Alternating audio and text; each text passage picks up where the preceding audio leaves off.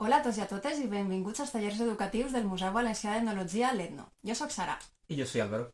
I bé, avui el que farem és un taller dedicat a l'art urbà, la ciutat que parla, perquè a més tenim la sort de tindre a l'artista urbà Disney Lexia. Pues sí, porque además de ser Álvaro, soy Disney Alexia. Tengo la suerte de ser dos personas en una.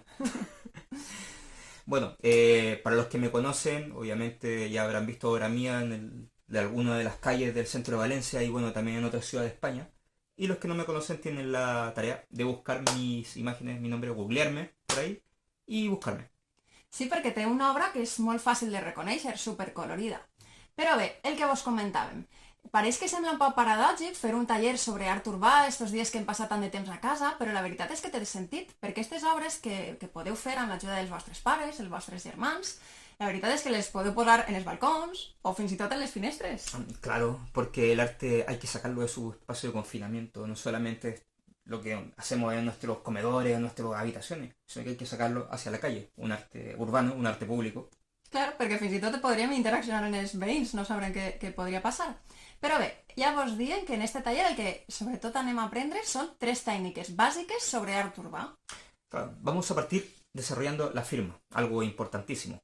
Lo segundo que haremos, vamos a desarrollar un stencil, que és una ¿vale? Una plantilla. plantilla, y finalizaremos con la creación de un paste up, que es una especie de pegatina gigante. Molt bé, esperem que vos agrade. I m'agradaria que tots ara tancareu els ulls i imaginareu, sobretot ara que hem estat tant de temps a casa, no?, sense eixir, i recordareu, per exemple, quin era el recorregut fins al vostre col·legi, quan anàvem al supermercat, quan passejàvem, es fixàvem en totes aquestes imatges que tenien al nostre voltant? De fet, si penseu, la publicitat, els aparadors de les tendes, els murs, tots estan plens de lletres, de colors, de manifestacions artístiques, algunes que omplin, diguem, de missatges la ciutat. Fixeu-vos, ací teniu una imatge treta dels carrers de València i tenim aquestes imatges que es envolten perquè ens donen diguem, este imaginari, este component fins i tot crític, però no heu pensat alguna vegada que si la ciutat no tinguera aquestes imatges seria molt trista? Fixeu-vos, este és el mateix mur i l'han deixat en blanc. Com serien les ciutats en blanc o grises, no? Així teniu una altra imatge, ha passat el mateix. Així la ciutat, al final, ha sigut netejada i han esborrat aquestes imatges, perquè sí que hem de tindre en compte una cosa, i és que l'art urbà és efímer, igual que les nostres falles. S'acaba, es renova i és canviant, és dinàmic constantment, és nou. I bé, ara jo vos dic, qui no ha escoltat, o més bé, qui no ha llegit, un missatge com aquest? Tonto el que lo lea. Segur al bany del col·le, segur que n'haveu trobat algun. Per això podem dir que el grafiti és molt antic. És molt antic. De fet, hi ha missatges aixina des que el ser humà és el ser humà. I fixeu-vos, en aquest cas podem parlar que la gent pot expressar-se i dir el que vulgui a través del grafit. Fins i tot estos dies teniu ací una imatge que representa el que estem vivint, la situació que estem vivint amb el coronavirus. També l'art reflecteix això. Però què és el que és més important? Que el que estem parlant d'aquest tipus d'art que està al carrer és que és de tots. És un art que al final el que s'aconsegueix és que prenga significat a partir de que els altres el miren. És una relació que fa l'artista en la persona que passeja. És una interacció constant. I això és el que és més interessant de tot, perquè al final són imatges que formen part de la nostra memòria col·lectiva. La ciutat té el seu propi llenguatge. I això és el que m'agradaria que féreu en aquest taller. M'agradaria que entre els vostres pares i vosaltres fóreu capaços de dissenyar, amb els passos que anem a veure en aquest taller, un art que es puga posar, per exemple, als balcons, un mural, una cartolina, decorada, ja ho veurem. I així el que fareu serà precisament fer art urbà, interaccionar amb la gent, donar missatges a la gent que vos estiga mirant. Perquè el que fixeu-vos, des de l'antiguitat el ser humà ha tingut aquest interès per plasmar la seva presència, la seva identitat, la seva firma. De fet, el que anem a fer avui, en el taller d'avui, que després Álvaro vos explicarà, és precisament això. La signatura, la firma, com plasmar-la. I mireu, en aquest cas van ser unes mans. Ara vos volia preguntar si penseu que aquesta imatge és un grafiti o és street art. En aquest cas, fixeu-vos que hi ha aquest debat entre el que seria grafiti i el que seria street art, perquè de vegades el grafiti estava més vinculat a aquesta imatge més vandàlica, d'il·legalitat, per protestar, per reivindicar alguna cosa que es necessitara, una crítica política, i l'street art té un altre caràcter que no només és de crítica social, sinó que també pot ser merament artístic, i ja té també altres tècniques. Si jo ara vos pregunte, la veritat és que és un poc un embolic, quines tècniques o estils de grafiti o art urbà coneixem? I si vos... La veritat és que si podríeu segur ajudar-me, jo crec que això ho faríeu molt bé passejant aquests dies, si podeu pel carrer, i fixar-vos en totes les imatges que teniu, a veure si reconeixeu algunes de les tècniques, perquè n'hi ha moltíssims. Podem parlar de que existeixen estèncils, que els estèncils que seran, ja ho veurem també en l'altra part del taller, són plantilles, no és més que això. Els stickers són pegatines, els paste tab són unes pegatines encara més grans, també farem un taller d'això. Els tag, això és el que farem avui, és una signatura, la firma, molt breu. El wild style, ja ho diu, super salvatge, és aquest estil que està més dinàmic. El block letter són aquestes lletres que semblen això, un bloc, molt més grosses i quadrades.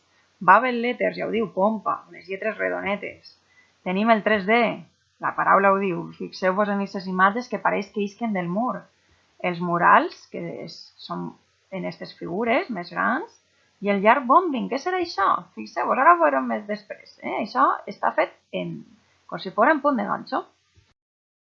Així que la idea d'avui és fer aquestes firmes que en el fons són esta marca d'identificació d'aquesta persona, i algunes podien ser grupals, per a marcar territoris d'algunes bandes que feien uns grafitis i marcaven el seu nom. La pompa, fixeu-vos, aquestes burbujes que tenen les bombolles. Mireu les lletres, com recorden el bubble, no? El bubble letters, aquestes redonetes. És el que vos dia del wild style. Mireu com es manegen les lletres així. Són en diagonals. El sticker que vos dia, hi ha moltíssimes pegatines al llarg de tota la ciutat. El paste tab, mireu, poden fer-se a través de fotografies gegants que s'apeguen en les parets, o es pot dibuixar i després es retalla i s'apega. L'estèncil, fixeu-vos, este és el que vos dia. Si tenim una artista valenciana, que és la nena guapa, que també la tindrem després en un dels murals que tindrem al museu, ja vindreu a visitar-ho, però mireu, ella utilitza una sèrie de plantilles i tracta missatges sobretot que van, diguem, a favor de la llibertat de la dona, no? D'aquest missatge de gènere. I el mural, per últim, és una altra tècnica que es pot fer en pintura plàstica, pintura de mur, en brotxa. No es fa en spray, això és diferent. Fixeu-vos, així altres artistes que tenim valencians, com per exemple Steve, que ja sabeu que és l'artista que ha fet la falla d'enguany, la que no s'ha pogut acabar de cremar del tot. I Julieta, tenim així les xiquetes de Julieta que tenen aquest missatge de somnis, de gènere, de que la dona també pot ser tot allò que puga somiar, no? O a Pantone, que està fet també mig en spray, i a l'altra part també poden utilitzar també brossa en alguns detalls. I aquestes peces, ja ho diu la paraula, es diuen piezas, peces, perquè no és només una firma en lletres, sinó que també inclou dibuixets, figures. I el bombing, què és el bombing? Segur que vos sona este personatge d'ací, és el ninja de David de Limón. I bombing, què vol dir? Bombardejar la ciutat en moltes firmes o en moltes imatges repetides. És com si fos un màrqueting, però de carrer, d'art. I es pot fer el mateix, però en compte de fer-ho amb spray, podem fer-ho d'esta manera. I aquesta manera sembla molt bonica perquè posa en valor tota aquesta faena que han fet totes les nostres iaies en el punt de ganxo, i és una forma molt ecològica de fer-ho perquè això no hi ha pintura de per mig i reivindica aquest paper femení, no? I bé, ara el que vos volia comentar també és que se'n podem anar a fer un passeig virtual. Per exemple, fixeu-vos, ja que no podem caminar tant com abans, si se n'aneu a aquesta pàgina que vos he posat ahir, de Street Art València, podeu veure una sèrie de grafitis o street art que estan al voltant de la ciutat i feu clic i feu este passeig virtual on vos diu l'artista que ha fet, en quin barri està, en quin carrer. Per exemple, si anem així al carrer de Sevilla i veiem a David de Limón, que vos estava comentant abans, quines són algunes de les obres que té. I tenim aquesta obra també que era amb dislexia, el nostre company que tenim avui convidat. Per altre costat, també podem utilitzar Google, i té un projecte que és Street Art Google, i és superbonico perquè podem veure diferents projectes d'art urbà en diferents llocs del món, fer aquestes visites virtuals, ens conta un poquet la història, se'n podem anar també a una col·lecció de tot el món, i hi ha moltíssimes coses documentades que es poden veure a través d'internet. Mirem, podem anar a Espanya, també hi ha una altra opció que es diu Sorprèn-me i t'apareixes en un altre lloc del món. En aquest cas podeu fins i tot veure exposicions virtuals. En aquest cas, mireu, este és l'artista que ens presenta i podeu fer tot aquest recorregut. Així que ens sembla molt xulo. És una altra forma de conèixer l'art urbà. I una altra manera que existeix és anar directament a Google. Si anem així, per exemple, a la plaça de la Boja, així, a València, al centre de València, i tenim així este gran mural. S'aproximem, veiem així a Toni Espinar, a Pichiavo, però si aproximem més, ui, què ha passat? Màgia, ha desaparegut. Per què? Perquè ens permet viatjar en el temps. És com si se n'anàrem enrere i podem veure el mur com estava abans. Fixeu-vos que és molt interessant perquè podeu passejar per diferents carrers de la ciutat i jugar a veure com ha anat canviant este art urbà. Així que bé, ara el que anem a fer és començar el nostre projecte i la part d'avui és dissenyar el nostre tag. I què anem a fer? Dissenyar la nostra firma. Primer necessitarem paper o cartolina, un llapis i una goma d'esborrar i llapiceres de colors o rotuladors. I ara vos deixo amb el meu company Álvaro que vos explica com fer el nostre taller. Fins ara!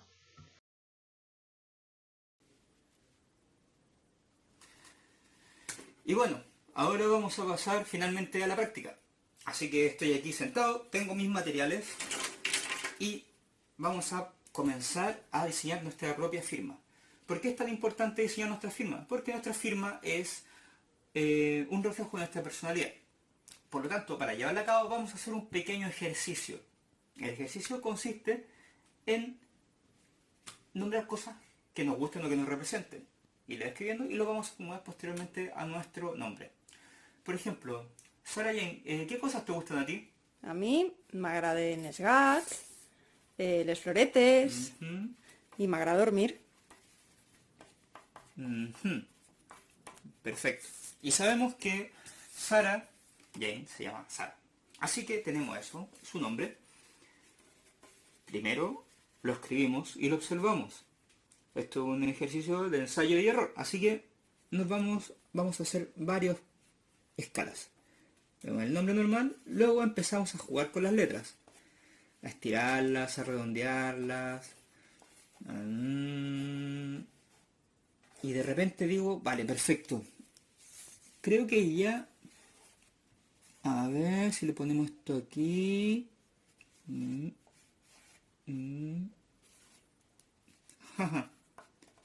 Creo que ya sé por dónde va el asunto. Entonces, ya que tengo una idea base, paso ahora a hacerlo en grande.